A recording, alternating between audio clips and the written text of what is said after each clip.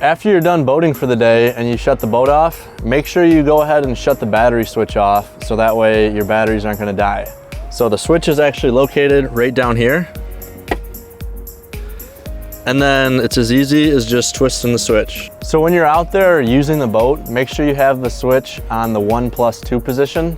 That'll make sure that both the batteries are charging while you're out on the boat. Whenever you have the boat off and you're listening to music or anything like that or have any lights on, make sure you take the battery switch from the 1+2 position and switch it to either the 1 or the 2 position.